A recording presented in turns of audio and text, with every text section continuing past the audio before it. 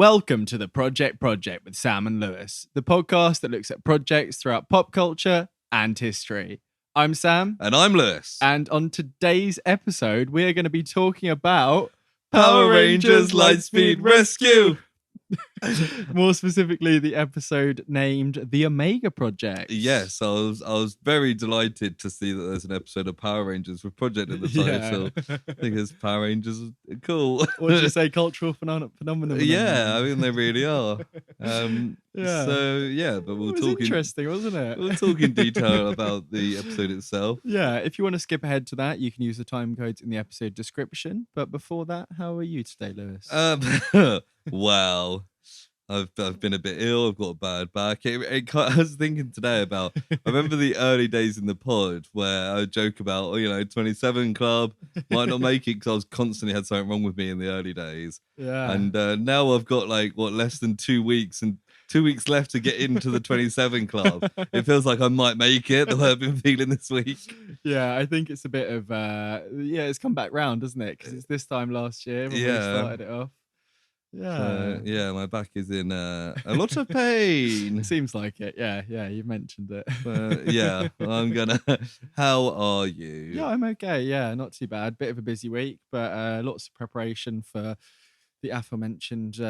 When I say that, I mentioned it last episode. Festival I'm going to, but yeah, good. Hot, been very hot weather. It has hasn't been very hot. Yeah, we're sitting in a very non-air conditioned room. It's not too bad at the moment. Might heat up now that we shut the window. Yeah, but we do it for you guys. If we have aircon on, you can hear it constantly in the background. We haven't got the technology. Well, we have technology to remove it, but we don't trust it. So yeah, I don't trust technology. Damn robots! The singularity's coming for us all. Yeah. So, Lewis, we've got a first segment. We certainly do.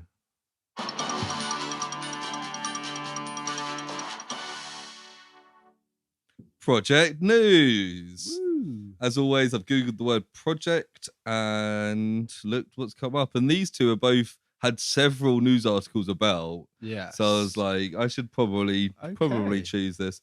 The second one's probably slightly more interesting than the first. I have no idea what any of these are. So that's good. This is from Yahoo News. Yahoo. I saw the other day my brother's got a Yahoo email account. Yeah, I get that at work sometimes. Who's still got a Yahoo email account? My mum's got a... My mum does, but she's like old.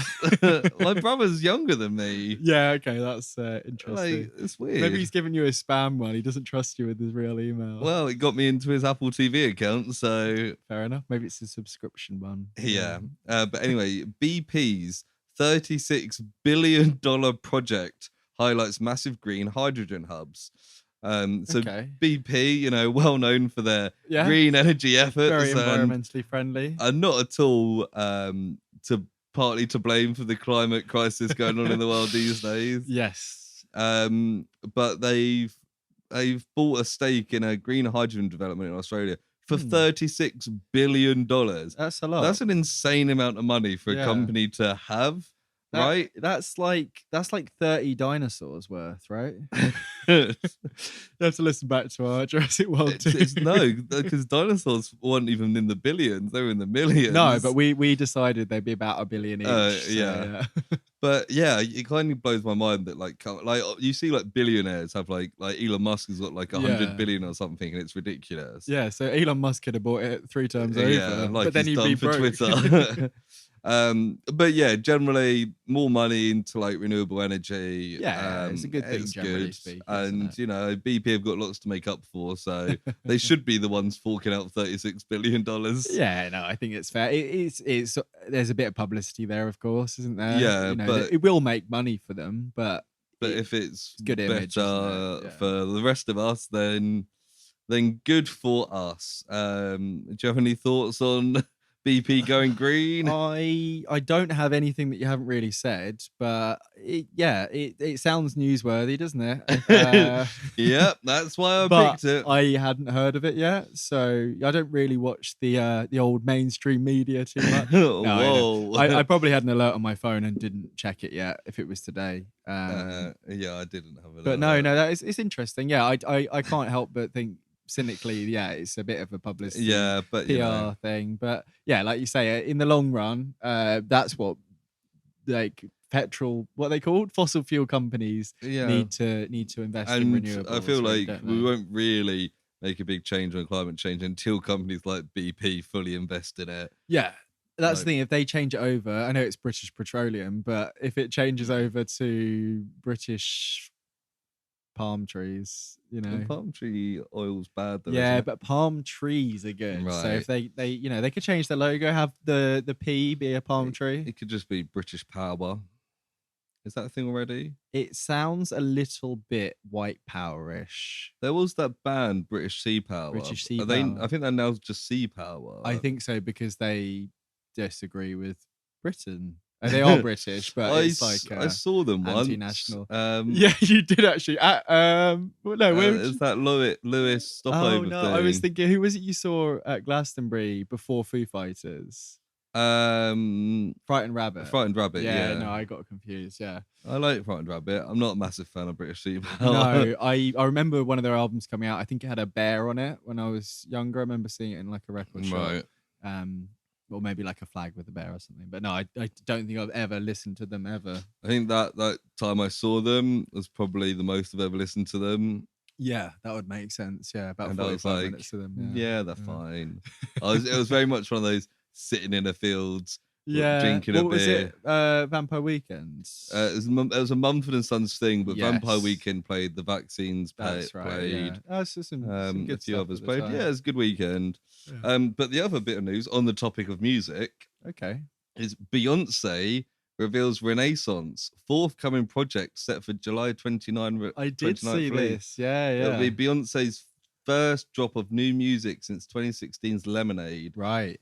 And it'll be her 6th solo album. So I mean, there's lots of people in the world that really, really love Beyonce. Yeah. Who are probably very excited for this. I'm not really into Beyonce, but that'll be a big cultural bit of news. I'd be surprised if it's coming out in the next 6 months, I imagine. It said 29th of July, so okay, just over a I would month. not be surprised if that leads to her making some headline appearances at festivals next year. Yeah, definitely. Either some little pop ones or some big things boys. Things like Coachella, yeah, South by Southwest. Yeah, to be fair, she's too big. I was thinking, no, V Festival and stuff. They still have like Drake on and stuff, don't they? She could do Glastonbury. That's what I was thinking. I think she's played a couple years before we started going. I think she played, so I don't know how quickly they repeat. I wouldn't be surprised to see her at like an Isle of Wight. That's what I was thinking. I say smaller pop festivals, Isle of Wight festival's pretty big, isn't it? Really? At least historically speaking. But I'm sure there'll be lots of people very, very excited. You've been into Beyonce much? Not really, no. I've listened to songs, but like secondhand, really. I don't ever choose to listen to. I think she's if I listen through, like if say I had tickets, say she was playing at Glastonbury this year, like I probably would have got really into her and I'd be like hyped. Yeah. But unless I have a reason to, which sounds really stupid, but if I wasn't going to see her, I probably wouldn't ever listen to the album. But I'll listen to it through. Like Amy would probably. I'm probably sure I'll hear tracks from this album, not by choice, but by forced into it, just by being in the world. Yeah, it's like you say, it's going to be a bit of a cultural moment, like you said, for the other. What was it, Power Rangers? Power Rangers. But that is my news for the week. Yeah, very exciting, very different, diverse. Diversity is important. Diversity is important. What's more important, the climate or Beyonce? I imagine if you ask the public, they'd be very split. Yeah, which is a sad state of affairs, isn't it? But yeah. But we mentioned Power Rangers there, and as we said earlier, that is the topic of today's episode. Yes, so it's season 8, which has got its own title of Lightspeed Rescue. Right, because I mentioned to you before, I don't really know, the order of when stuff comes and all that. So it's a continuous series, but each series has got like its own title, and then every now and then they change the Rangers. Do you know if it's the 8th it's not the 8th iteration of. It's the 8th season since Power Rangers started. It started in like 93. But they didn't like change up the subtitle every season, did they? No, I think every couple. yeah. The original lot probably had 2 or 3. I think the first 4 were all Mighty Morphin Power Rangers. That's right, yeah. Because the first lot had the Zords, which are the mechas that they drive. Yeah. They had like the prehistoric ones, didn't they? So like dinosaurs and Ice Age stuff. And then based on some of the trailers we watched before recording, they go into space. There's I think there was cars afterwards. Yeah. And then Lightspeed Rescue is like spaceships. They don't really have animal forms, do they? No. So it's the 20th episode of season 8. Yeah. And the 358th episode overall. Wow. Okay. So because it's considered a continuous series, it's the 358th episode, which is not bad in 8 seasons. Yeah, I'm also surprised that it's the only Power Rangers episode that has project in the title. Yeah, I'd love to be corrected. Please write in if there is one that we haven't found. Oh yeah, because I'd love to watch another one. A little bit of a sizzle there for your thoughts. So it was created. I'll do the Google description first, actually. So specifically on Lightspeed Rescue, or should I say Lightspeed Rescue? Power Rangers Lightspeed Rescue. So the Google description is 5 extraordinary teens carry on the legacy as the Lightspeed Power Rangers, the newest, most powerful team of champions ever, dedicated to fighting evil and protecting all that is good. Wow. So this team were new for this season. So because they change over Rangers every now and then. They do, yeah. And they change up the actual colours between them as well, because there was Green Rangers, White Rangers, all that. So it's created by Haim Saban and Shuki Levy. It's Saban's. It's kind of the producer. Yeah, because originally, this is probably something that most people know, but the original first few of Mighty Morphin, it was bought from a Japanese company. It was Toei. Yeah, so it was based on Super Sentai. That's right, and a lot of the in-suit stuff and the fighting was all of it was up to the current 2022 season of Power Rangers. They're still using. They're still doing it. So even this as well, right? Yeah, they take the. So it's basically like an English-speaking version like of Super Sentai. Bit, yeah. And they use all the action scenes that have already been released in Japan, and then just film the in-between out-of-suit bits. Yeah, the human bits. And they must film the suit-ups as well. But it's very like clumsy wipes and stuff, isn't it? It's not like, and they'll dub over all the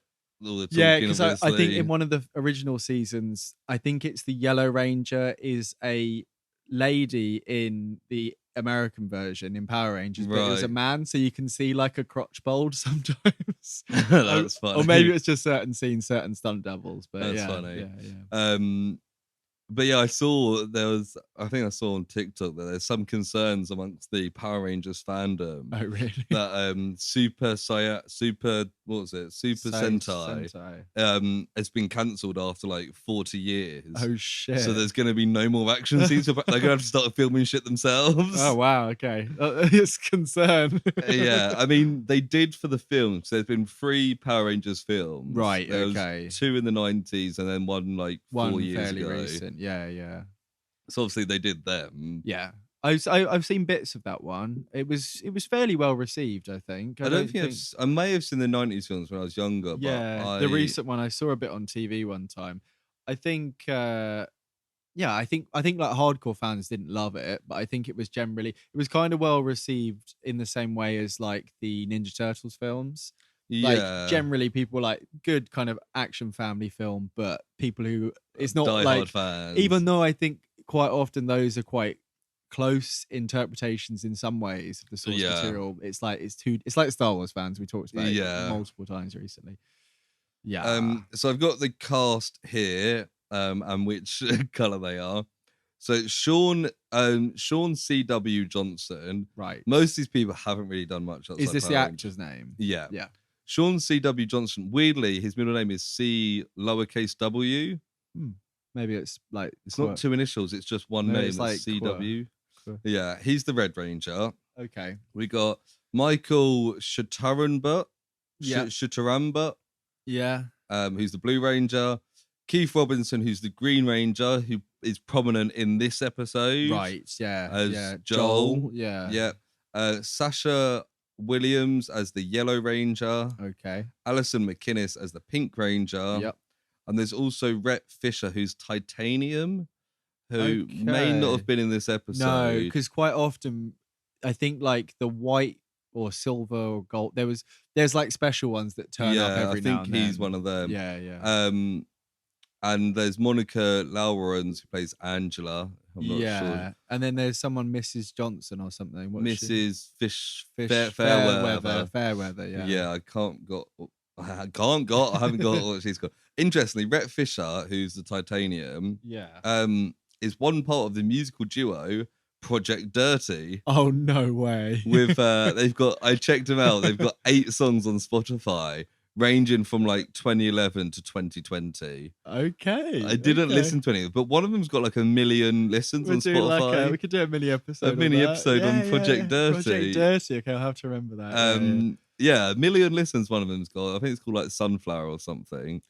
Okay. But a cover of Post Malone. Post Malone. Yeah. Probably not. I've just looked up Titanium. We definitely didn't see this guy. No, he's like a silver and gold ranger. But he's worth mentioning because he's in Project Dirty. And Project Dirty. Yeah. He looks like a bit of a dirty boy. Oh no. He looks like Vanilla Ice, basically. Okay. So I looked on IMDb. The series as a whole has a rating of. Do you want to have a guess? Series as a whole, 8.3. 6.4. This episode itself, though, 7.2 is 8.3. Oh, it's the wrong way around.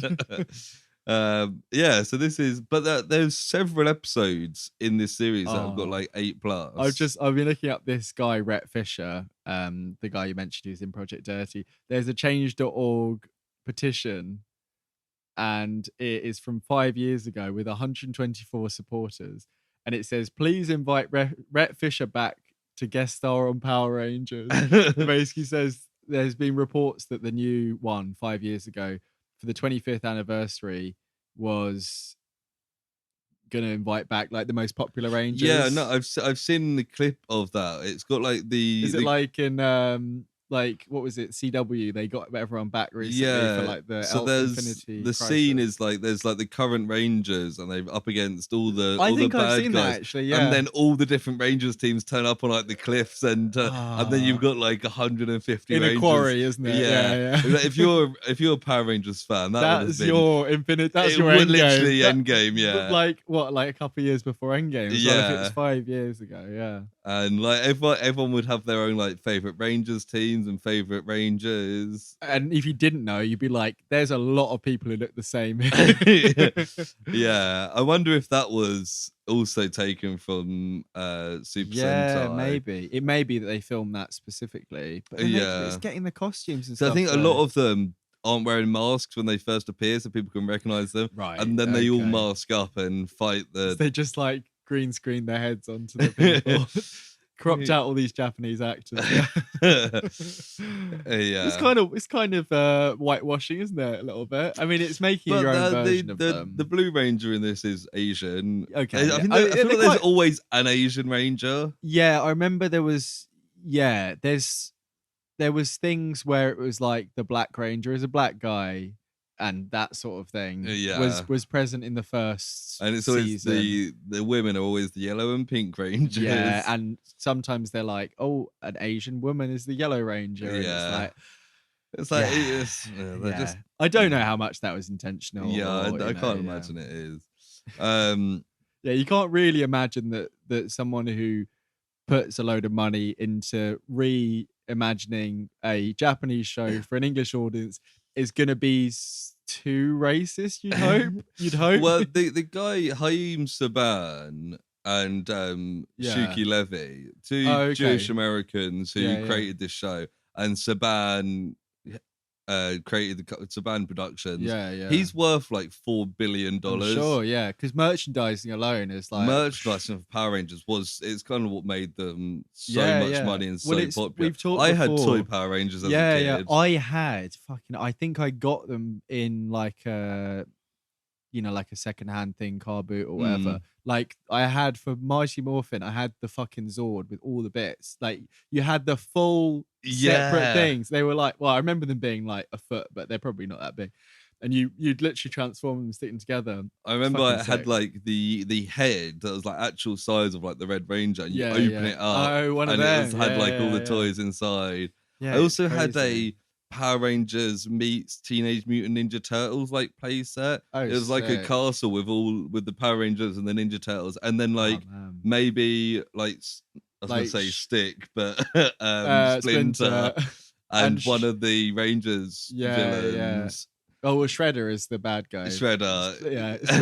Yeah. But Shredder looks like a Power Rangers villain, doesn't he? Yeah, Like, I'm he pretty sure. Like does. the guy in this looks pretty much. But we talked before about how lots of stuff in like the 90s, early 2000s had this very for merchandise thing where it was like each team would have multiple different color ones with different Yeah. powers, and it's kind of stuff you see in X-Men and stuff as well. But Uh, it's to the like Bionicles, you know, all Yeah. that sort of stuff. But I feel like because of when we grew up, Transformers that as stuff is well. like etched. Like if there's a team and they all have different powers and they look slightly different, it's like that shit's cool. Like Yeah. that shit's fucking cool. That's the thing. I was like, I haven't watched Power Rangers since I was about maybe 5 or 6. Yeah, But yeah, I was no. like, man, Power Rangers are cool. Yeah. Like, before I even turned this on today, I was like, oh, I should probably watch that like 2017 film. 'cause- Yeah, I would like to watch it. Like I say, I watched I think the final battle like on TV, and I was like, this is pretty cool. Like it's like Pacific Rim kind of stuff. They Yeah. updated it a I little think bit, as well but- as Super Sentai, I think they also took stuff from like Voltron. yeah, Like, especially like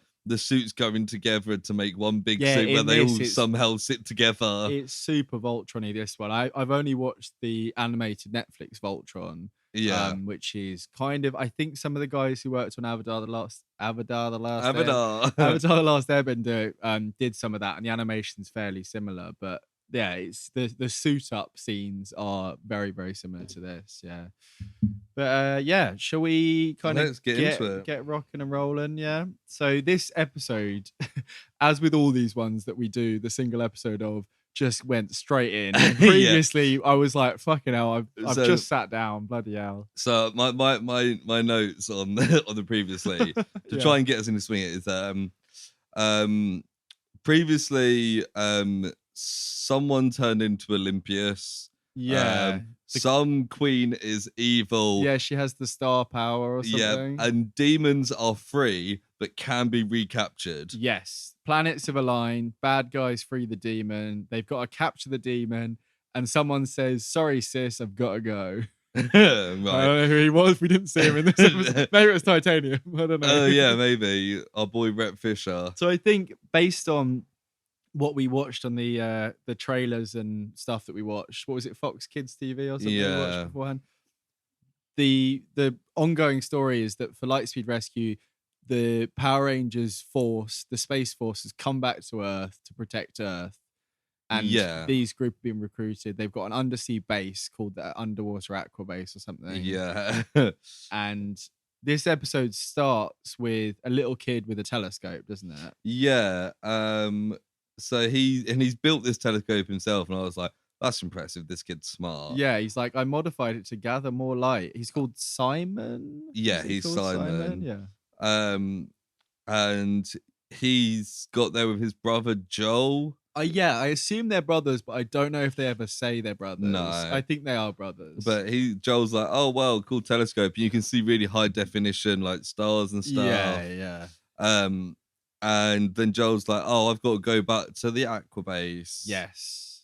And isn't like Simon's like, I want to join Lightspeed Rescue Force. And he's Yeah. like, no, it's too dangerous and you're not allowed to. Yeah. And then we and he scans his like wrist thing because they've got Power Rangers. Yeah. What are they called? Battle boosters. Battle boosters. I wrote it down. I didn't know that already. Yeah. Yeah, and then we get to see Olympius, who's like one of the Yeah. main bad guys. I love how the bad guys in this have they clearly like plastic toys. Yeah. Because they don't move or emote at all. Yeah. I mean, sometimes it's a guy in a suit, but without with his head covered completely. Yeah. Because I think one person, there's like an animated mouth over the top. Right. And it kind of just goes like that. Like the Queen, whatever she's called. Yeah, I She's just like, wrote Queen. you know what she reminded me of? We'll get to her probably now, actually. But Jackie Chan Adventures, there was the stone guy, Shendu, when he was. She's like a weird Medusa statue that like talks. Yeah, and sometimes she's like a person, sometimes she's just like a floating head. Yeah, and she can also like control the asteroid, but what's he called? Olympius. He's kind of like a samurai dragon man kind of thing. Yeah, one of those like kind of like futuristic, heavily armored samurai. Yeah, like he looks like a mecha guy, but he's supposed to. Have you got an itchy nose as well? Yeah, I think I think I've also got the moldy Oh, shield. No. Yeah, maybe. Yeah, I'm like, whoa, the pollen's in the air. I'm gonna as well. spend this entire pod just breathing in mold. That'll be really good for my cold and my allergies. Mold for colds. Mold for cold. Yeah. Anyway, basically, Olympius says like, "Hey, Queen, I've got an asteroid." Yeah, he's like, and they show a bit. It's like a giant spiky asteroid. Kind of looks like a spore, like what you're breathing in right now. And it shows like a little animation where it like crashes into a city, and like all the buildings are getting like fucked up. And I was like, this is cool, but that doesn't happen obviously because they saved the day. But the Queen is very happy with him that he's got this asteroid. Yeah, I think she's his mum, maybe. Oh, really? Yeah, maybe not. Oh, that's cute. It's nepotism at its finest. I mean, they are bad guys, so yeah. But then we go back to the kid Simon, and with his cool new telescope he spotted, he sees the asteroid. Yeah, like, it's handy. And he like he goes, this wow, an asteroid. I think it's and he like twiddles his knob. Oh, Sam. And then he gets 20 minutes in, and then he gets twiddling his knob, and then he gets back to the telescope, and he zooms in, and it just shows like this HD picture of this. This knob, which is the same shot that we saw when Olympius was telling the Queen about it. And then I think we get the intro. We get the intro, is, which Power Rangers Lightspeed Rescue, and it says that about 100 times. Yeah, it's good fun. I was a bit gutted that it wasn't Go Power Rangers. Yeah. To be fair, I kind of get confused between that intro and the Teenage Mutant Ninja Turtles. I can't remember the Teenage Mutant Ninja Turtles. Oh, yeah. Teenage Mutant. I think one thing that reminded me of the Power Rangers one is you know the band Necro Goblicon that I talked about in the past. On their first album, they did a cover of the Power Rangers scene that was Go Goblin Rangers. Ooh, so did they do a video? No, they didn't. But it's like probably a screamed Go Goblin Rangers. Go. Like that. Yeah, they're not quite. They're more of like a high pitched screamy bear. Yeah, well, that reminded me of something for personal projects. What could that possibly remind you of? I'm just gonna write down a coded message here for myself. Okay. So then we're at the Aquabase, and there's a bunch of scientists there, and they talk about the Omega Megazord or Megazord. I think it's Omega Megazord.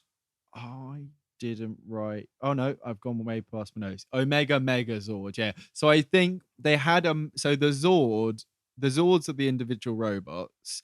The Megazord is them all joining together to be a Voltron. And then they got the Omega Megazord, which is more powerful, but in this, it just seems like they just all go in a big line together. Yeah. We'll talk about it. But yeah, the scientists are all... And they're all just kind of developing tech. I think Joel... Mrs. Fairweather says, I've made modifications to all your battle boosters and you can remote control something. Right, okay. I think there's Zords, or I don't know. It doesn't come up. Yeah, Joel, who was with Simon earlier, turns up and he's got flowers for Miss Fairweather. Yeah. Who's like the lead scientist. Yeah. And he's a bit awkward, doesn't know how to give them to her. He's got them behind his back and he's like, I've got something for you. And then the whole rest of the team like turn up. But and he's like, damn it. And then he's talking and his watch thing, battle booster beeps. And he checks it and realizes he's got the flowers in his hair. There's a lot of that kind of... And then like the whole team just laugh at him. I guess they all know that he's like hopelessly in love with her. Yeah. He's useless. And it's Simon is because he scanned it earlier. He's hacked into the frequency. He's basically like little Bucky from Zeta Project. Zeta, I thought so. He's that like much less obnoxious hacker kid, basically. Yeah. And then the general guy, Captain Clayton or whatever he's called, he turns out. Captain Clayton I know, from Blue Earth. From Blue Earth. Yeah, it's a bloody crossover episode today. He turns up and he's like, "What's going on?" And then he like salutes him with the flowers, and yeah, he ends up having the flowers, and it's very funny, very very funny. Yeah. And then Joel goes to see Simon. Yes. Oh, it's because the captain guy is like, "Who's that talking to you on your thing?" Yeah. He's like, "Do you know this boy?" And he's like, yes. He doesn't say it's my brother, which is why I was confused. He goes outside to meet the kid, and he picks up in the biggest car.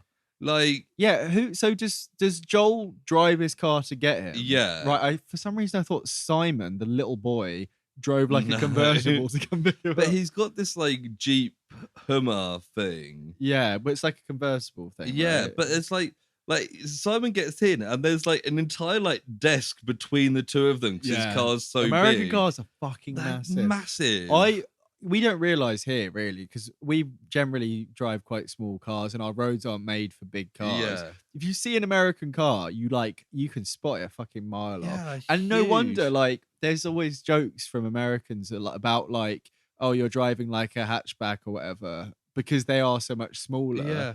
But like I remember seeing in a shop like it was like an old 70s or maybe like 60s like convertible thing, a bit like they're driving this but like a sports version. It was like a fucking bus, and it wasn't even a chunky car. It was just they're fucking long as shit, wide as fuck. I think it was Top Gear tried to drive like American like Hummers down like English country roads, like down like a country village, and it was just like there's no getting through that. We for our year 11 prom, whoever arranged it did a Hummer limo. I saw one of them outside my flat the other day. You don't really realise as much when it's a limo, but it was like it wasn't something I would have picked myself. Yeah. But I went to my prom on one of my friend's dads was like a lorry driver. Oh, yeah, I remember you telling me. And he'd like detached the back, and we just went in on the bits in the back, like on the flatbed. It was a great entrance. Everyone turned up in limos. We were like, "No, fuck it, we're going in on that." There was this girl who got a horse-drawn cart. I think it was literally just up the road. So they got dropped. My sister and her friends were really into Sherlock, the Benedict Cumberbatch show. Right. And they knew somebody whose dad had a London black cab, so they went in a black cab because it was very Sherlock. Where my prom was like it's like a 10-minute walk from where I lived.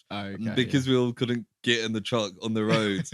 We met him at the entrance and then just kind of drove. Cause it was at Stammer Park. Oh yeah, we had. I think we had Stammer House as well. Yeah, Stammer House. Yeah, and then just drove up. Was it like a big gazebo thing off to the side? Yeah. It would have been the same. Probably around the same time as well. Probably. Well, I would have been. Oh, you were a year ahead. Year ahead of you. Yeah. But yeah. Anyway, Simon tells Joel all about this asteroid, and he's got like this notebook that he's written pages and pages of like mathematical notes, and like obviously this kid's smart and he's figured it all out, and Joel's like, oh shit, this is a problem. Yeah, he's like, oh, I believe you now. There's a lot of like people not believing each other in this first half. Yeah, because Simon's like a fucking kid.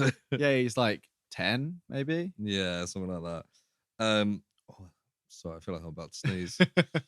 But then basically they're talking. Ms. Fairweather is like talking to all the scientists, and they're trying to talk to her. They're like, hey, Miss Fairweather, listen to us. And Joel's just getting ignored, and then the kid just goes off, Simon, and just finds the computer and just starts like hacking it. Just starts typing away. But for some reason, he's like locked in a room. I think he's locked the door behind it. Oh, okay. I thought he was in the place the test was happening. You know, like in Zeta Project. Oh, yeah. It felt a little bit like that. Miss Fairweather's doing like a project. So she's like, I'm focusing on this, go away. Yeah. So he goes into one of the computers and kind of overwrites her project and been like, yeah, because then they're doing their test, and then they're like, wait, something's interrupting it. It's error. And then Joel's trying to get in. He's like, Simon. Yeah. And they eventually get in and pull him away. Just he presses enter. Yeah. And then all his asteroid starts. But like on the sheet on the computer, you just see that shot of the asteroid. It's again. like a perfect image of the asteroid. I was like, did he program in like a picture of that? I think he's like zoomed the telescope to that point, like he did on yeah. Eris. Oh, that makes sense. But yeah, Miss Fairweather then sees the data and it's like, oh my god. Yeah, And then she like thanks him and then kisses him, and Joel's like jealous.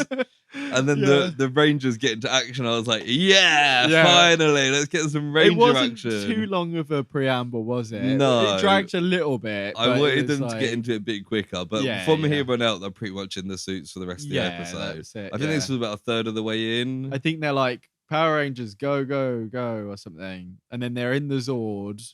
Yeah. And they are like, they're in the city and they're like, we need to shoot lasers at the thing. They're going to blow it up, basically. And the queen of the bad guys is a bit concerned. So Olympia says he's going to block out the sun to stop their solar-powered... they say they're solar-powered, don't they, at one point? Yeah, and I was thinking, like, if Olympius can just block out the sun, maybe that's the plan he should go with. He also, like, the sun doesn't seem to be blocked at all. No. It doesn't, like, basically... He creates, like, a force field around him. He's there and he's like, woo, and he does, like, an arm-waving thing. And, like, purple light goes up from him, but the lighting doesn't change. No. And they're just like, so they get a shot away. But for some, so they shoot one shot, well, like one like barrage. Yeah, and they're like, one more blast, we can destroy it. And they're like, time to charge again. And then the dialogue in this is absolutely brilliant. Funny. and then they're like, right, we need to jump out of our Zord and fight him on the ground. Yeah, and they do the yeah. But the thing is, surely they should just like stomp on him because they're standing like in front of him. Yeah, that wouldn't be as fun.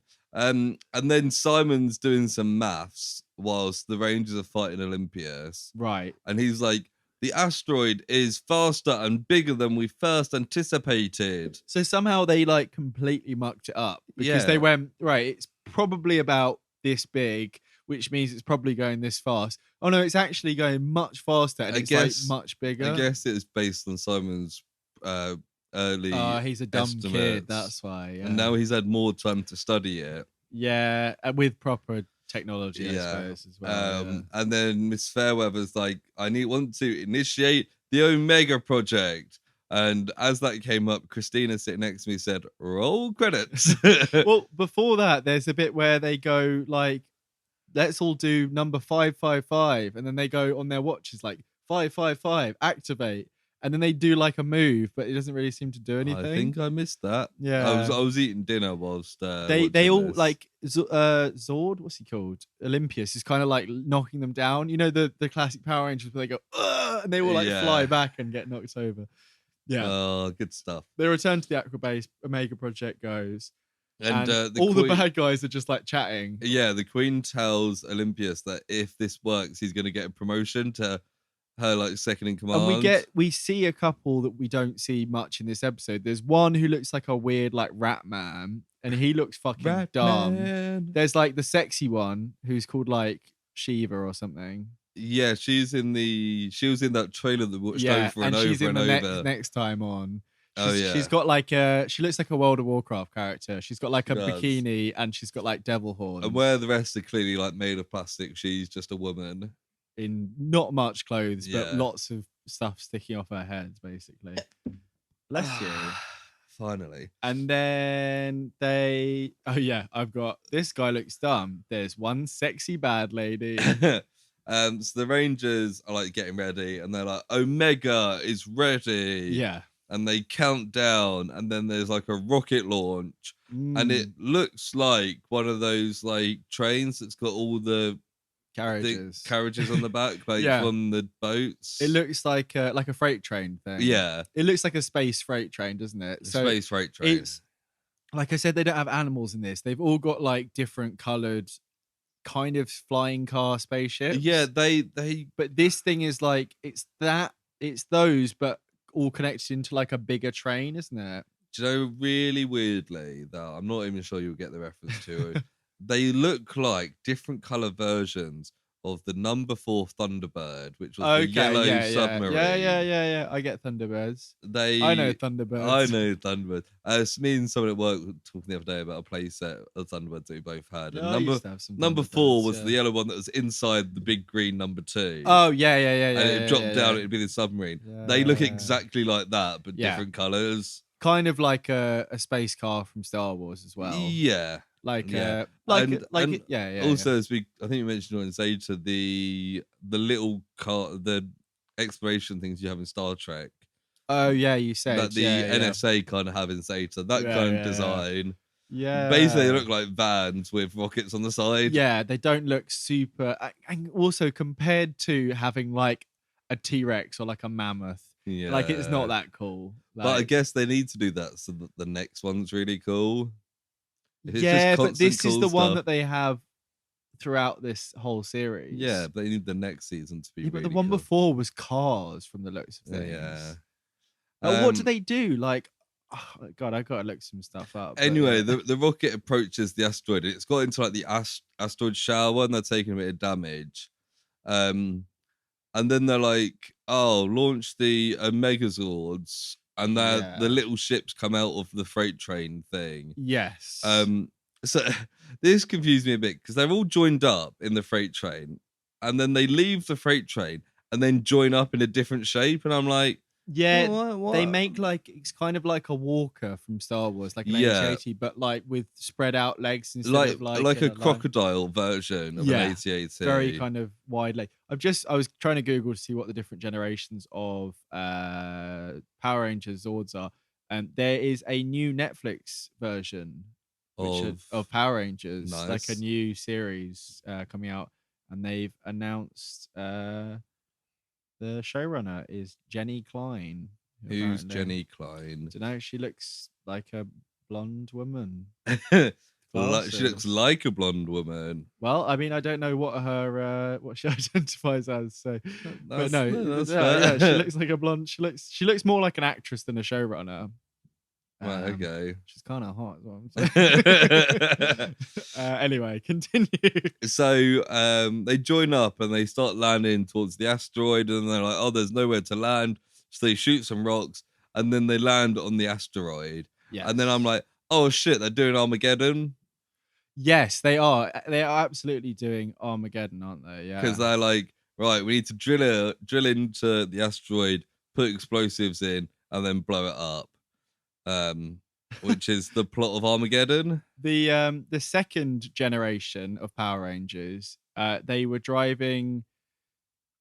The Zords seem to be like based on different statues because one is like a Easter Island head, one is like a Right. sphinx, one is like a bull from various. Is it like the Wall Street Bull? No, more like a Hindu kind of bull. Right. And then there's like a phoenix, so it's more based on kind of iconography from around the world. Is it like ancient gods type of thing? Yeah, it's Power Rangers Zeo, and then the next one was Power Rangers Turbo, which I think was the car. Then there's Dino Thunder as well. Anyway, yeah, just wanted to know a couple of the examples. Yeah, so they're basically they've got drills. They need to put bombs in, but they only need to do 2. So there's not much. Yes, they put one in the hole, and one of them's like, "Oh, be careful," and the Yellow Ranger's like, "I like it doesn't fucking help if you're saying that. Like, fuck off and let me do my fucking job." But they show the whole process as well, don't they? It's like the drill, and then they the grab drill the comes bomb. out, bomb goes in, spin it around, Yeah.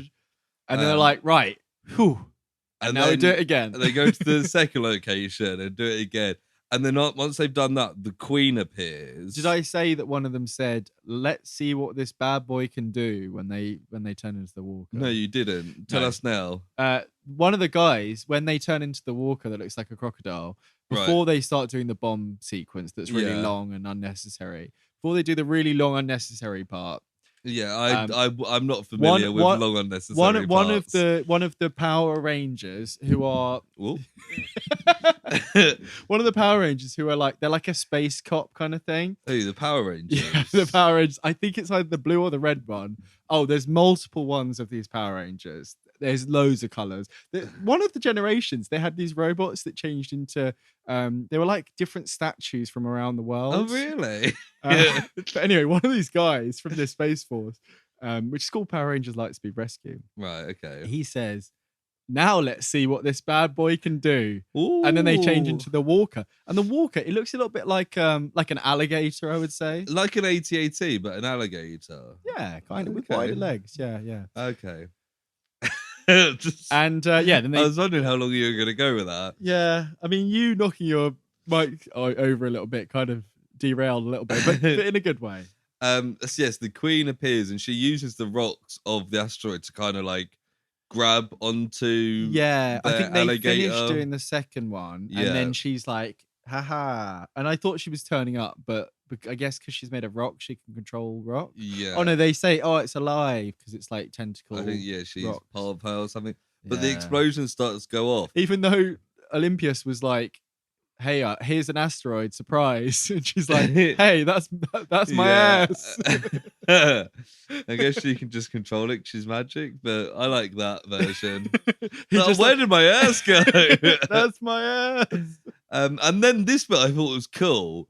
So the walker alligator thing suddenly like leans up and stands up, and it's like a fucking Voltron thing. And I was like, I did not realize. So that there was a head like sticking out the arse the whole time. He's like, that's my ass.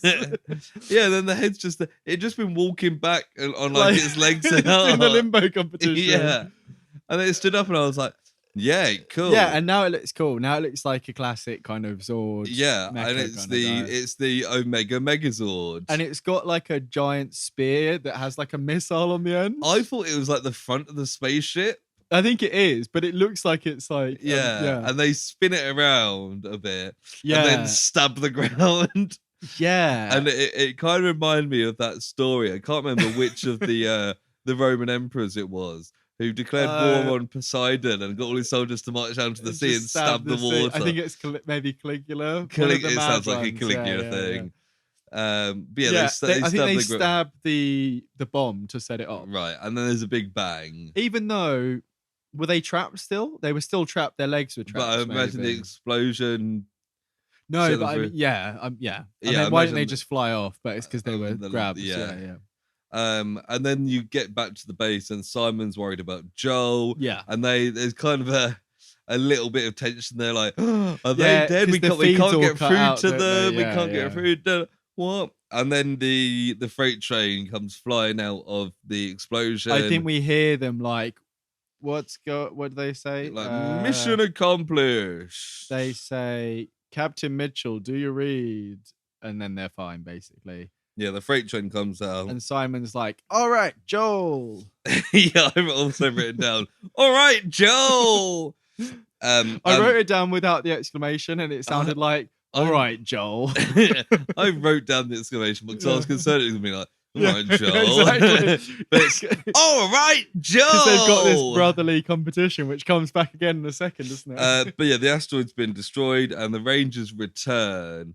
Well, when we see it explode, I know they're not concerned with the real science, but it's very close to the Earth. Like, those spikes will be fucking penetrating the Earth. But they may be so small that they burn up in Earth's atmosphere. I mean, it looked like it was practically the same size as the Earth in that picture, but and they return, and everyone's kind of clapping them, and they're like, "Woo!" Yeah, it's like Top Gun 2 or 1. Both. Both. It happens in both.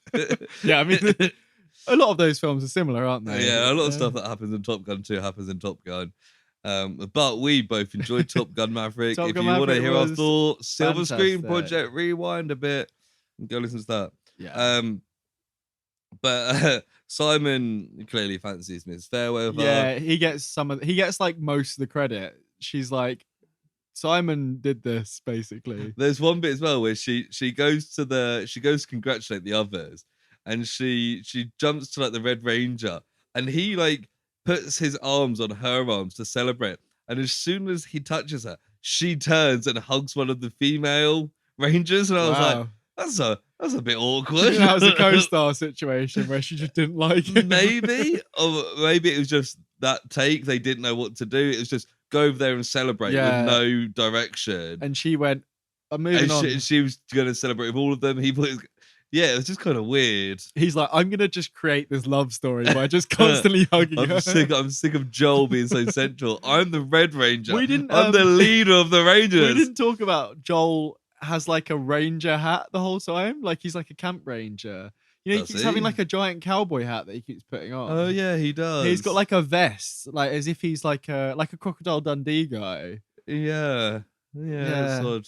I don't know. He kind of he He looks does look like like someone. he Yeah, does look like someone. I'm glad you said. At first, I thought it might be Geordie from Star Trek.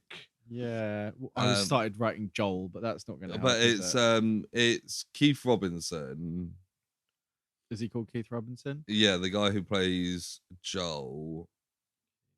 Yeah, I couldn't quite put my finger on who he looks like.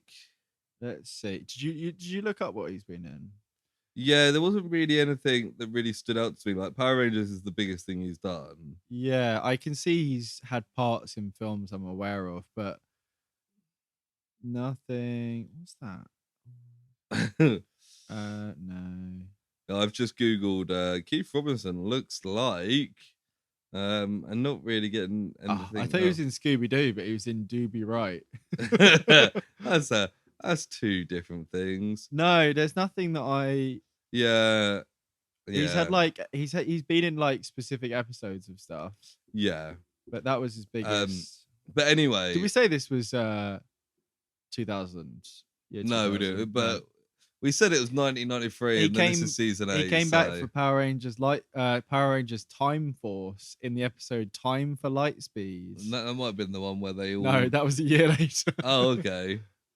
But yeah. Anyway, so Joel clearly fancies Miss Fairweather, so he takes Simon aside because they've been kind of getting close.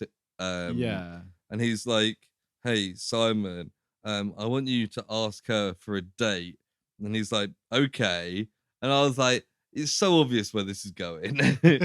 And you see, yeah, I mean, what he didn't specify what he wanted here. yeah, He's like, I want you to ask her out on a date, because I'm awkward. I'm an awkward teenager.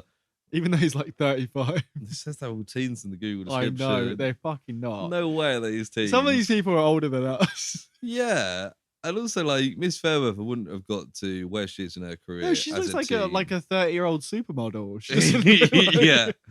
She's got the classic like glasses, but like beautifully And made she up. takes them off at times. Yeah, you can It's imagine like, her shaking her hair out. Yeah, like, slow motion, the sunset Yeah. behind her. But yeah, anyway, she says yes to Simon, and Simon comes back and he's like, "Oh yeah, we did a date." Joe's like, "Oh, thank you," and he's like, "No, we're going on a date.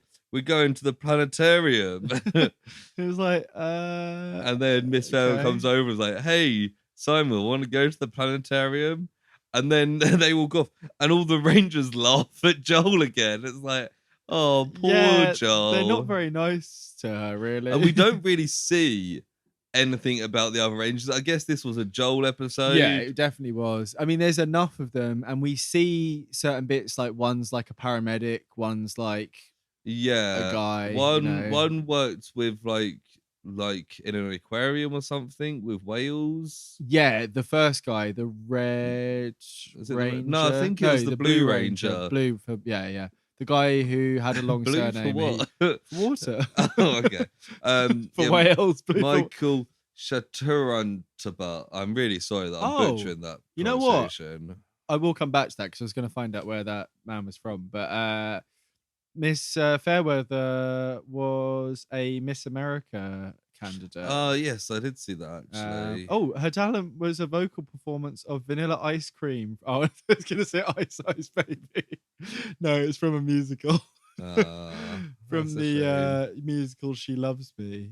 She loves me, yeah. Which maybe something similar. Who was he looking up? Shattenborough. Ty. I thought it was Ty. I was going to say Ty, but I didn't want to, Yeah, a lot of Thai surnames have got that kind of bit of French. Bats as well. Yeah. Yeah. But yeah, that's then the end of the episode, and I didn't bother watching the next time because did you not? I was like, I'm not going to be watching the next one. What happened? Sure. There's something about crystals that have power, so very original. And sexy bad lady is trying to steal them all, and they do like a sting operation where they pretend to like give away one, and she comes and they fight her. Cool. And she she has a outfit on like she normally does. One of them dresses up as like a doctor or a scientist to try and like trick her. There was a fight. Right. And then there's end credits, and they did a guitar instrumental version of the theme, They did. I saw that. and it shows the long transformation scene as the credits thing, basically. Yeah. Yeah. Like, yeah, nice. Yeah. I had fun with this. I feel Yeah. like it wasn't like the best episode of Power Rangers. A lot of these aren't, are they? When we watch the random episode, particularly not like probably not the best episode of Lightspeed Rescue. no, Definitely not the best episode of Power Rangers overall. but But it did have a fairly high rating. yeah, and it was interesting that I assume they all kind of go in hard in the previously on, but it was fairly high stakes. I wouldn't have been surprised if this was towards the end of the season. I think it's like 40 episode seasons though. Maybe Right, it's like yeah. a mid-season climax. Yeah, or maybe after this they do a big battle episode kind of thing Yeah. or something like that. But yeah, no, it was good fun. It was fast moving. The human side of it was kind of a bit naff, but Yeah. it's always going to be a bit like that with these. And I feel because it's like a yeah. 20-minute episode, they've got so much to fill in. It's like they choose to skip over the human parts to fit in as much of the Power Rangers. Yeah, and I think it was stuff. fairly well balanced in this. Like, it was very, like a lot of the episodes we watched, like the Jackie Chan one and stuff. It's like a weird little tangent from the main story. The plots of the episodes we end up watching on this seem to be not so. Apart from Sonic, that was like the season finale. I was going to say so about Project MC Squared, which Yeah, was the it was series the finale. series finale. Well, And that's we're 'cause just we- like, what the fuck? Yeah, we could have watched all of them. I'm glad we didn't. That's a good one to have missed. Yeah, some of the other ones we can go back to. Like Blue Book. Blue Book, I think we could do. I mean, especially, I don't think they'll ever revive that. I don't think it had enough of a cultural impact to revive. There's a lot of websites that are dedicated to it, Twitter pages, but I feel like they're probably not as active as they were when we started this podcast. Yeah. Correct me if I'm wrong. I don't know if SEO works like this, but hashtag save Blue Book. Yeah, sure. Yeah. But yeah, I thought this was fun. Yeah. I like the Rangers. I think Power Rangers is just a fun concept. It is, yeah. And Yeah. yeah. But again, I don't think it was the best episode. No. And it is like it's like we've kind of said before on many things, particularly like MC Squared, is that like it's so distinctly a show made for kids. We're not the target audience for this anymore. No. So like the fast paced, like shitty dialogue is just kind of Yeah. like washes over us. I think there's certain shows like that you can, even if they are still intended for kids, that you can lean into that a little bit more, whether it's, they've got slightly more multi-layered jokes, or if it's a case of maybe having a couple of drinks beforehand, or the alternative, but I imagine if I watch this, and I may well have watched this episode as a kid, because I would have been like 6 when this came out. yeah, true. I feel like I keep thinking it's newer than it was. But Like, yeah, I could have 22 years old. This episode. I could have watched this as a kid, and I probably would have loved it. Yeah. I mean, it's very of its time. Yeah. But also, I feel like if they did a version of this now, the human side of it wouldn't be too different. Yeah. The jokes would probably be a little bit more polished and less cheesy. But I think one thing that you got to give to it as well is that like a lot of kid stuff of this time and to this day are animated. Yeah. Having like live action kid stuff is fairly rare, really. I mean, for it to be like fantastical as well, like sitcoms or like general Disney Channel stuff from this era a bit later than this. Yeah.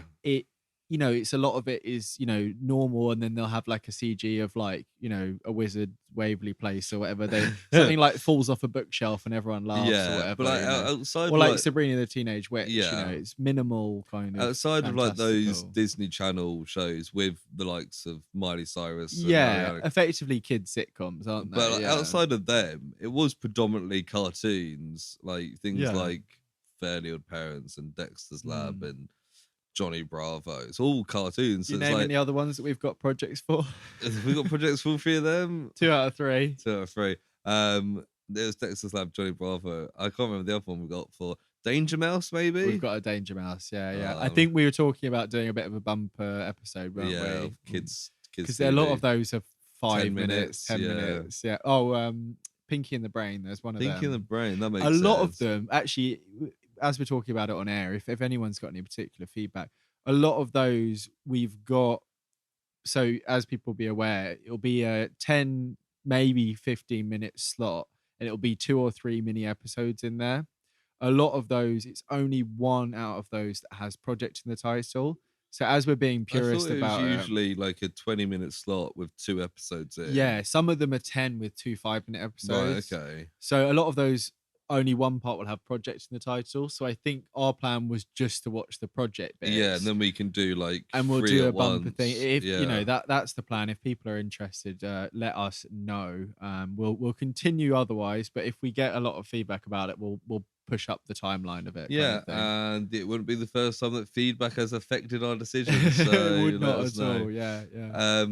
And Equally, if you don't want us to do that, please let us know. But we Yeah. will more likely ignore that than the other way around. So do you want to give this a rating? Maybe it's just for the episode. I'm isn't kind it, of struggling a little bit because what? You go ahead, or do you want me to go? I've got You a go, rating in yeah, mind. yeah. So I've got one in mind, but I as I've kind of mentioned, I got the general feeling that I enjoyed Power Rangers as a whole more than this episode in particular. yeah. This fair. rating was, let's go Armageddon, and they didn't really fight anyone apart from that little bit of Olympia. Yeah, that was a shame, wasn't it? Really, you barely saw them do much outside of their Voltron shit. I don't love those designs really. The actual little minis. But because it's Power Rangers, I thought it was good fun, so I'm gonna give it a 6. Yeah, that's where I was leaning to. I think I was between a 7 and a 6.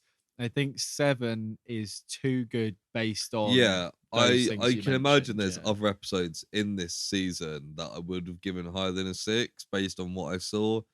But this episode in particular, I think a 6 is fair. Yeah, I think that's fair enough. Yeah, lovely. So that episode is done.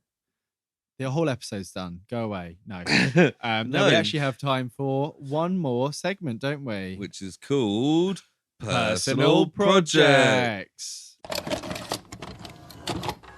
And this time, it's personal. Projects. Okay, have you got anything to start with? Lewis? Yeah. no, full well you don't. I don't know why I asked you that. Yeah, no, I've not been anything too much. I think it's the same last Put you on week the or the spot week there before. a little bit. But me and Christina are quite the way into Agents of S.H.I.E.L.D. now. Yes. We're on to season 6. Very nice. So they've gone to the future in space. They're now coming back, and it's Ruby. No, it's after Ruby. We've had Graviton. Oh, so it's way after that part. Yeah, that's the second half of season 5. That's 5. Yeah, we talked about that last time. Yeah, Graviton is obviously great. Fantastic. Yeah. Did we talk about that on pod? We did. Didn't we? Yeah, I think it's so. like I messaged you.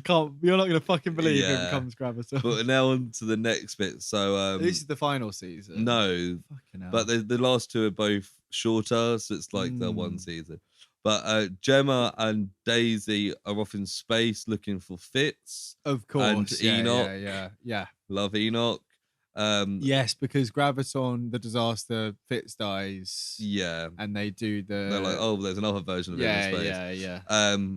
Which is a bit of like a paradox, isn't it? But I know they explain it somehow in it. But and then meanwhile on Earth, it's when Coulson comes back, but as Sarge, and he doesn't know who he is. Okay. Yeah, this is a pretty good cast of characters. It's quite fun. The last episode we watched was the episode where they go to like the gambling planet. Yeah. And Gemma and Daisy just trip balls through it for the whole puffs, episode. Isn't it? And it's so funny. It's such a great episode. It's just those flying saucer sherbet things, isn't it? Basically, but they just trip balls. And then meanwhile, you've got Enoch being like, "What's my point in the world?" Like super depressed. I love how Enoch is just like C-3PO mixed with like the sad robot from a Hitchhiker's Guide. Yeah.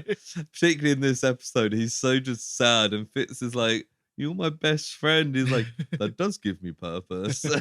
Because they've been woke. Because they got woken up early because their ship got cut in half by the Marauders. Yeah, it was good. I think that's yeah, the last season was mixed, wasn't it? Last season is the time travel-y one. There's some good episodes in there, but I think the But- latter half of that, when it feels like it should come together, it's a bit all over the place.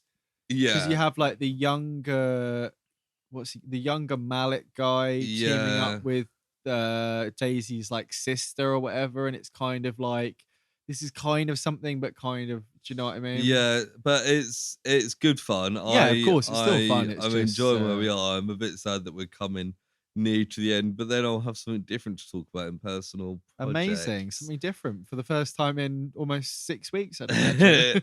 Yes. How about you? What have you been personal projecting? A couple of bits before we get into something that we both watched there.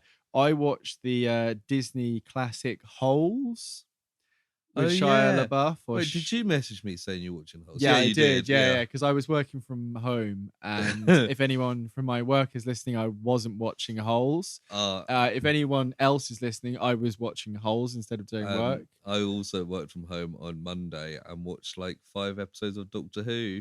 Yeah, it's good, isn't it? From Chris Jackson and David Tennant. Not next week because I'm off for most of the week and the week after, but the weeks when I'm back, starting in kind of July, my first few weeks, Monday, Tuesday, I'm working from home, which is great, pretty good. Yeah, pretty good. I watched Holes. Holes is good. Yeah, me and Amy both weren't feeling super great, and I was like, I think last time we were ill a couple of months before, I was like, Holes is a great film if you watched it recently, and Amy was like, I'm not really feeling it, so we didn't watch it. This time I just put it on. I think I watched it like last year on Disney Plus. Yeah, it's a good like ill comfort film. And the reveal that Zero is the grandson of Madame Zeroni. And it keeps going because you get the Kiss and Kate Bartlett stuff, which is mentioned at the start. It's a very, you can tell it's from a novel kids story. And I can fix that. Yeah. You know what? That's who I was thinking. Joel looked a little bit like that guy. What? I can see that. It's not him. I don't know if that guy's in anything else, but yeah, there's some good kind of, some of the editing and stuff is a bit of its time, and it's not a super smooth film. 2007 or something like that, maybe earlier than that. But apparently the book it's based on is really good. I read the book at school. I think we've talked about it. That you were probably the person who said.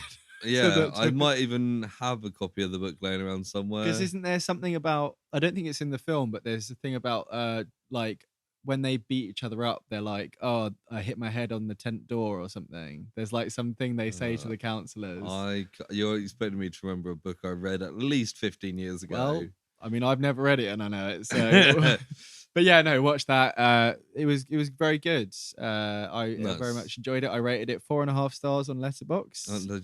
Did you write a nice little review? I said this film is fantastic. Did you point out any plot holes? I pointed out holes in the script? I said this film is fantastic. Or any holes in Shia LaBeouf's acting? No, I think he's actually very good in this film. Think this is I think it's one of his best roles. I opened up Letterboxd. I thought someone else reviewed it. Fantastic film is what I wrote, which compared to my reviews for Jurassic World, it's much shorter. You just wrote a transcript of the Silver Screen Project for that, didn't you? Of course, yeah. As well as that, very quickly, I am still reading the Jason Aaron run of Avengers. Oh yeah, I've almost finished. Well, I say finished. I'm almost up to date with 50 something issues. It's currently there's another spin-off thing of an alternate world. Ghost Rider's in 838 or something like that instead of 616. There was a Venom. Is 838 the one in Doctor Strange? Maybe it's that 818. Maybe it is in this. Right. There's a Venom Red Skull called Black Skull, who's very menacing. Nice. And there is a Ghost Rider Green Goblin called Ghost Goblin. Nice. Who basically they're called the Masters of Evil, which is not original at all. It sounds like Master of the Universe. Yeah, I think that's what. Yeah, and they travel around. It's a bit like a what if kind of thing. They go around to different universes, and the Ghost Goblin rips the heads off of all of the Ghost Riders and makes them into his pumpkin bombs, which is quite a cool concept. That's cool. But yeah, it's ridiculous, but I am loving it. I'm actually up to date with some of it, which is very frustrating because you get to the point where you're Oh, like, yeah. I looked at the issue and I was like, 2022. That happened to me with some of the Star Wars comics. So I was Yeah. like, because I was just buying like the books rather than the single issues. That's it, yeah. And I was buying them second hand. I was like, oh, it's gonna be fucking ages till I can read the next So one. yeah, so I'll be on to something else soon. But yeah, no, it's one of those things. It had its highs and lows. There was a bit where there was like a tournament for who was going to be the next Phoenix, and the Phoenix was like giving everyone bits of its power, and it meant everyone just had like gold armor version. It was Right. very silly and like. And Robbie Reyes Ghost Rider is called like the All Rider because he's like the best Ghost Rider. It's like Is Robbie Reyes the best Ghost Rider? What's Nicolas Cage's Ghost Rider called? Johnny Blaze. Oh yeah, no, he's Fantastic Four, isn't he? Johnny Blaze. Johnny. Fucking hell, I know this. I think he is a Johnny as well. Yeah. Johnny. I think he is Johnny Blaze. It's Johnny No, Blaze. yeah, it's Johnny Blaze because Johnny Storm is. Oh, Johnny Storm is Fantastic Four. Because there was also Johnny Blaze. Of and course he is, because Sue Danny Storm. Ketch as well. Yeah. Um, Robbie Reyes is probably the one that I'm most recently familiar with because of Agents of S.H.I.E.L.D. yes, yeah, absolutely, yeah, and he is that actor who plays him in that is fantastic. He's a bit older than he is in this, but everything else is pretty similar. But Nice. a lot of it revolves around Mephisto is manipulating universes. Mephisto's doing Mephisto stuff. He's got something called the Council of Red, which is 616 different versions of Mephisto that all work together. Nice, like the Council of Ricks. Yeah, and the Council of Reeds, which is what the Council of Ricks is based on. Yeah. And it's funny because Council of Red just About take away one Joffrey, E. Yeah, it's very silly. And effectively, I said about the 1 million BC Avengers, which is like the yes. yeah, I it was keeps telling going back Christina to about that actually. because Jason Aaron like wrote that, and So he's like, it's the mammoth Ghost yeah, Rider, every isn't it? fucking like 10 issues they have a flashback to that. 'Cause he's like, remember when I wrote this really popular comic? Yeah, and Phoenix is Thor's real mum. So there's that. What about Thor's mum? No, she's his real mum. It's quite significant that character is Thor's mum. though. Yeah, and he's like, sometimes when I feel the thunder, I also feel fire in my blood. And he's like angry I'm because not sure the I Phoenix. like that. And Echo is the Phoenix at the moment, who is, yes, the street level deaf superhero from Hawkeye. Right, She's the okay. Phoenix, and she has been for about 20 issues. Yeah, it's fucking dumb, but Okay. I'm enjoying it. Okay. It's good stuff. Yeah, the Winter Guard are quite fun as well. Yeah, we're having a joke at work. I think it's there was today. also the Winter Hulk, which is She-Hulk, but the Winter Soldier. Anyway, continue. We're having a joke at work today about how there's so many Marvel characters that eventually we're all going to be cast in a Marvel film. And like, so Exponential, isn't it? Yeah. Take your dibs now. Yeah, who would you be? I went with Beta Ray Bill. Yeah. Because I'd like to be a Thor. Yes. What about Frog Thor? But I feel like that'd be like a Rocket Raccoon stuff where you just hear my voice. Yeah. But right. I feel like Beta Ray Bill, I could act. I'd obviously have a horse head, but I could Andy Serkis it more than Bradley Cooper. I think a really good Halloween costume. Have a really budget Thor costume and just one of those horse masks.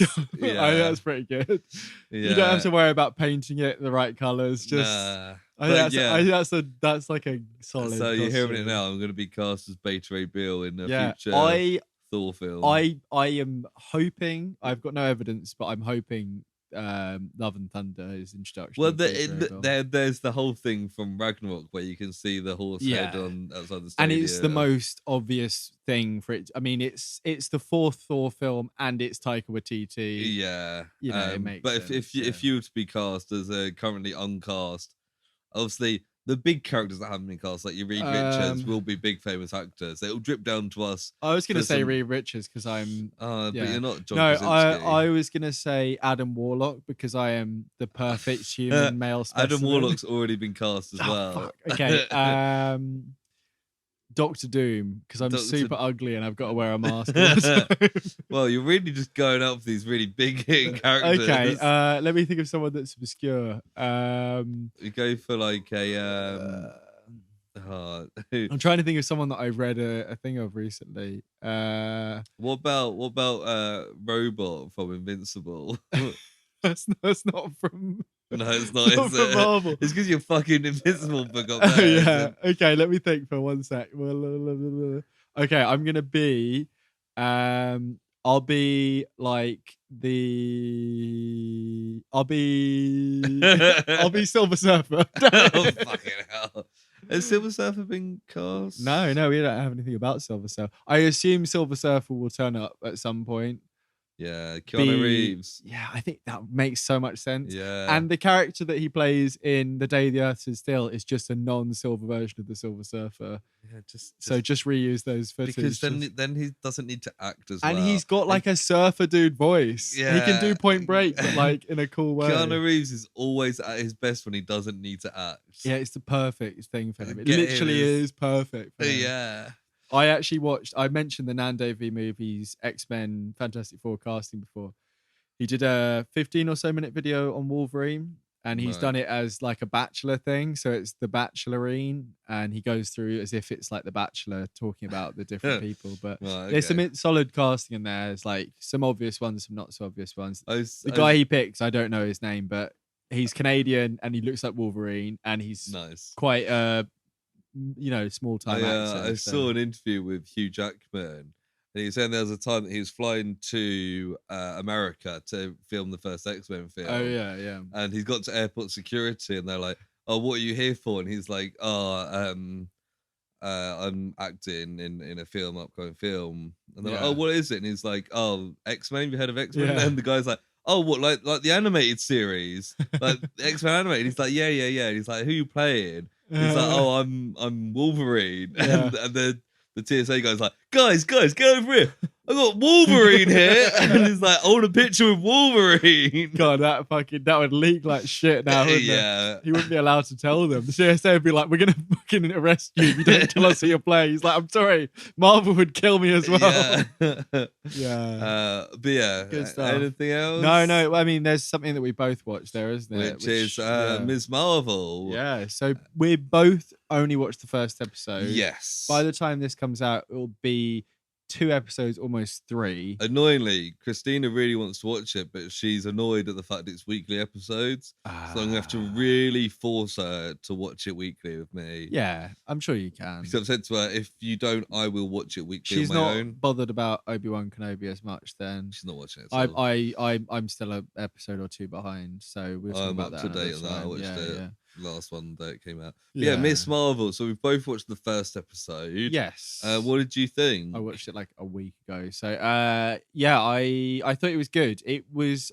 one that I briefly spoke about it last episode, so sorry if I repeat anything, but it took me by surprise. I kind of vaguely knew what it was going to be like, but the kind of, it felt like it had a real like director's like fingerprints on it. Like even that animated intro where we get like versions of the Avengers while she's kind of telling fan fictiony stuff, like that was all really refreshing. She's very charismatic. But it has that kind of Peter Parker in the Homecoming vibe of it, I feel like what I like about her compared to other young, newly powered superheroes like your Peter Parker, like your Kate Bishop, is that she seems more like not immediately comfortable with like Kate Bishop is super confident and is like, I can fucking shoot anything. Peter Parker's a bit awkward, but we see him after he's already Spider-Man and he knows what he's doing. Whereas Kamala Khan, she's like, I have no fucking idea what's going on. I'm just a kid. I quite like that.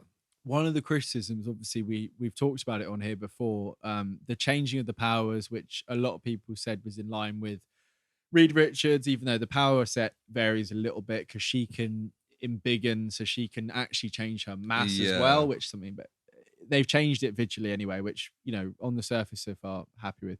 Something people had made complaints about is apparently when she starts off in the comics, the fact that she can kind of grow and change herself she's like disgusted with this kind of gross power because it is kind of weird, she can, and that is supposed to be a reflection of her as like a young Muslim and her not being comfortable with herself and her outwards appearance and all this. And I'm sure they'll find ways of tying that in if it is as important as people say it because is. they have already played into the whole Yeah. Pakistani family Yeah, culture, yeah. and I liked all that stuff. The part with the dad when the Hulk he's thing, oh, this made me so truly sad. heartbreaking. And also, I was like, fuck off, come on! I'm like, if you want to go to AvengerCon that much, go with your fucking also, dad.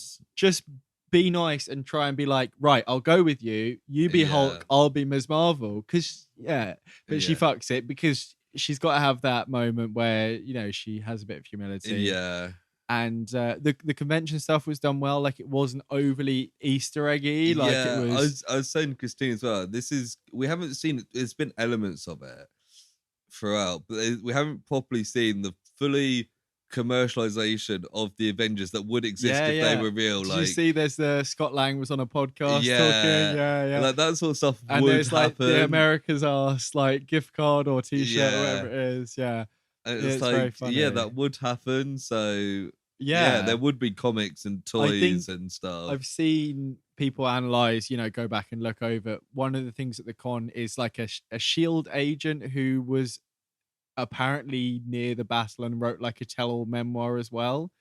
Yeah. Which is interesting because SHIELD is not supposed to still be around. So I don't know if that's just like a bit of like Easter eggy stuff or if it's an indication that maybe SHIELD's coming back, that sort of thing. I was a little bit disappointed that I thought AvengerCon was going to be like a Comic-Con type thing with panels and stuff with actual Avengers. Yeah, because even if it's just Scott Lang in the what's it called? The Avengers game. It's on the helicarrier and they are experimenting with Terrigenesis crystals and something goes wrong and that's how she gets her powers. Right. And the Avengers are there and she meets them. So is she Inhuman? She's supposed to be, yes. And I think I heard people say something in episode 2 indicates that maybe the bracelet is something to do with Terrigenesis still. Yeah, because I was kind of thinking like it kind of implies that all the power was just in the bracelet, which I don't like, but also Iron Man's powers are in his suit as well. But it kind of implies anyone could have put that bracelet on. Yeah, so Iron Man built his suit himself. Anyone, and that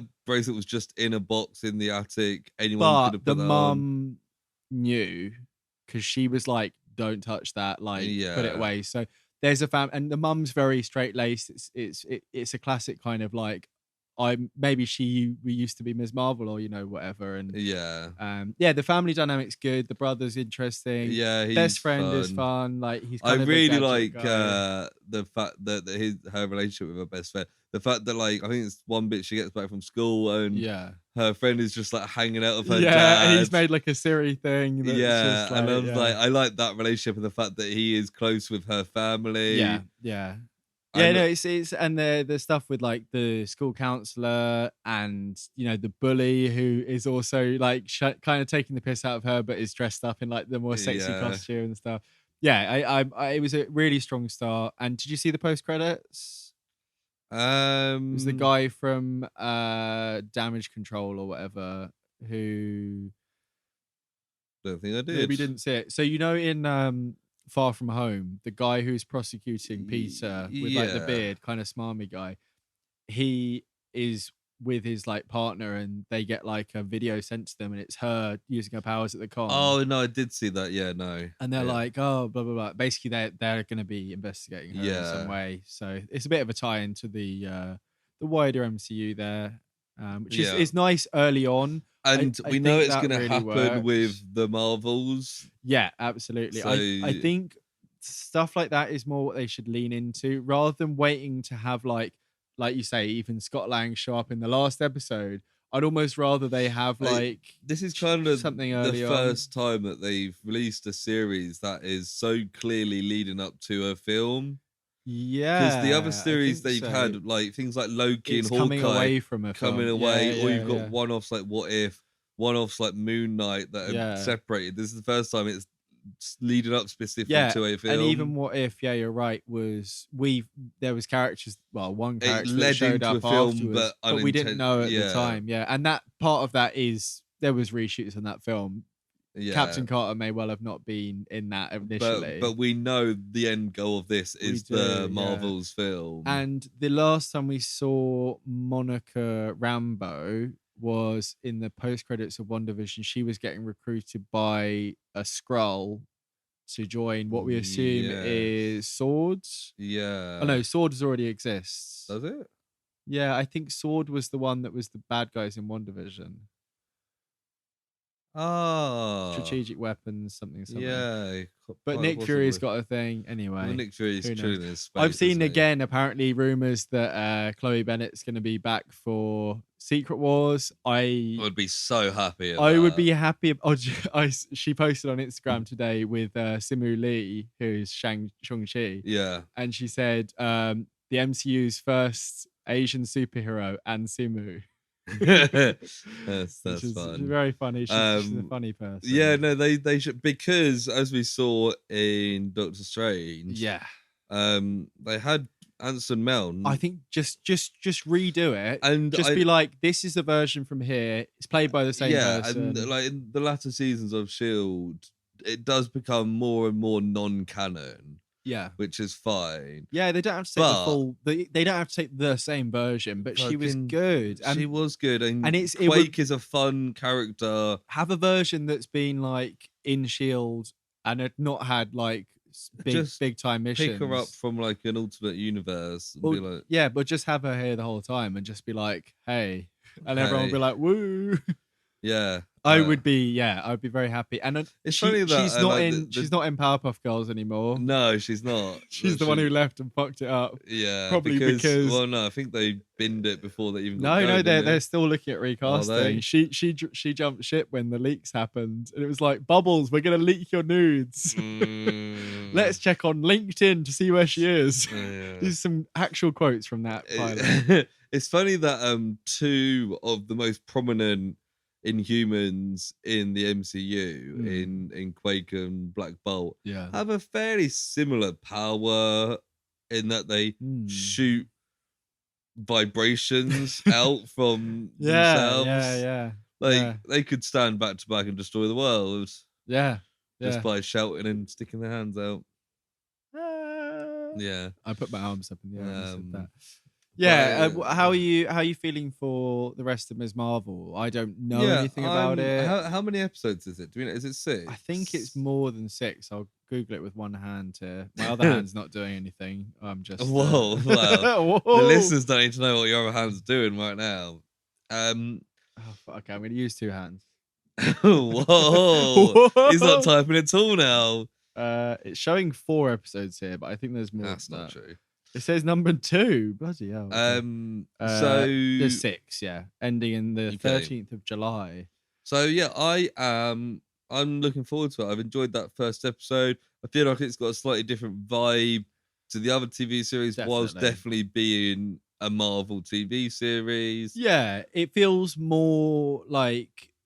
It feels lighter. It feels more like Gen Z. Feels fresher. Than like it feels Hawkeye more modern. And Loki. Yeah. It feels, and that's good because I imagine there's lots of people who are 10 years younger than us that see Marvel. There's people who are into it probably because of their parents in their 30s and 40s. And the thing is, you could have watched people Loki, who probably don't love it. Falcon Winter Soldier, Hawkeye, and Moon Knight, and been like, it's not my kind of thing, and this might then be your kind of thing. Absolutely. And if it leads in, and okay, so do you think Brie Larson last episode potentially makes sense for her to turn up? The and fact be like, that she has been prominent, like in the first episode, like and she's Captain literally Marvel like her like idol kind of thing. Yeah, no, that would be nice. And I reckon Brie Larson seems like the sort of person that'd be like, yeah, cool, we're doing a film together. She did the Shang-Chi post-credit scene, so I don't see why she seems to enjoy the character of Captain Marvel. No, despite what people on Reddit like to think of her. It's just because she's a woman, isn't it? Yeah. Really? But yeah, how about you? You looking forward to the rest of the series? I am. I think I see a lot of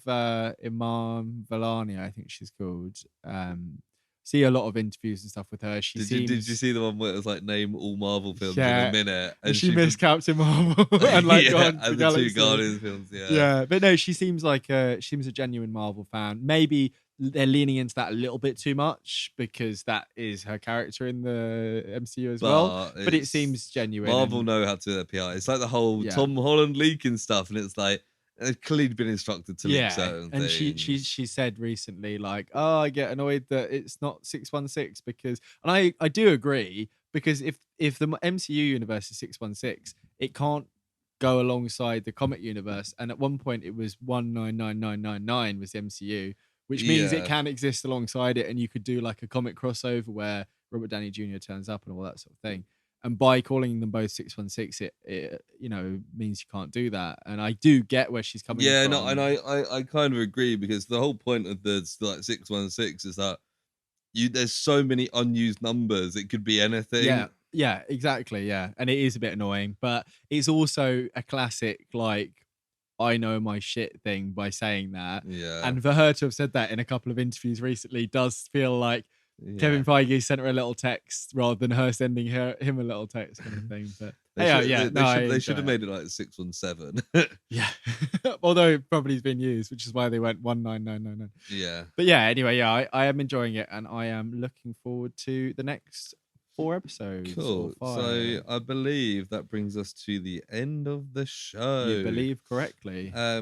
If you enjoyed this, then you can always do us a favor, go onto your podcast listening device and give us a cheeky little 5 stars. Yes. So cheeky that Lewis's mic stand falls over. Yeah, so give us 5 stars. It's always appreciated. Always love to see it. Yeah. If you got more direct feedback, if you want to specifically say you need to watch all of Johnny Bravo around that episode, or like Power Rangers Beast Wars, and it turns out there's actually an entire season of Power Rangers called The Power Project. I googled it while we were talking, and there was something, but I think it was a fan animation. Well, we could do that, or you know what they call it, the kids call it fan fiction, animations. Wow, I'm not a kid anymore.